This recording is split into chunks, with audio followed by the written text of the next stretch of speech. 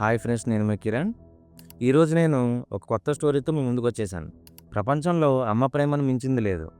ఒక బిడ్డను అమ్మ కన్నా ఎక్కువగా ఎవరూ ప్రేమించలేరు. అమ్మను మిల్చి దైవమున్నదా? కానీ కొంతమంది చేసే నీచమైన పనుల వల్ల అమ్మ ప్రేమకి మచ్చలా తయారవుతారు. ఇప్పుడు నేను చెప్పేది ఒక తల్లి తన కూతురి మీద ఎంత దుర్మార్గంగా వ్యవహరించిందనే దాని గురించి చెప్పబోతున్నాను. 1901వ సంవత్సరంలో పొయిటార్స్లోని అటార్నీ జనరల్కు ఒక గుర్తు తెలియని వ్యక్తి నుంచి ఒక ఉత్తరం వచ్చింది.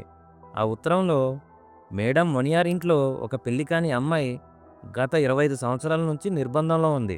ఆమె చాలా దీనావస్థలో ఉంది. మీరు ఇన్వెస్టిగేషన్ చేయండి అని రాసి ఉంది. ఏం మాట్లాడుతున్నావురా? నరాలు కట్ అయిపోయింది. ఫ్లాష్ బ్యాక్లోకి వెళ్తే మేడం మొనియార్ సొసైటీలో మంచి రెస్పెక్ట్ కలిగిన ఒక ధనిక మహిళ. మేడం మొనియార్ 2 బిడ్డల తల్లి, ఒక కూతురు మరియు ఒక కొడుకు.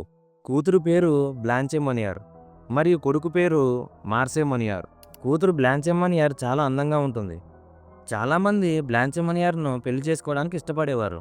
తల్లి మేడం మొనియార్ తన కూతురి కోసం ఒక గొప్పింటి సంబంధం తీసుకొచ్చి పెళ్లి చేయాలనుకుంటుంది. అప్పటికి 25 సంవత్సరాలు ఉన్న బ్లాంచే మొనియార్ ఒక లాయర్తో ప్రేమలో పడుతుంది. ఈ లాయర్ ఒక సామాన్య కుటుంబానికి చెందినవాడు.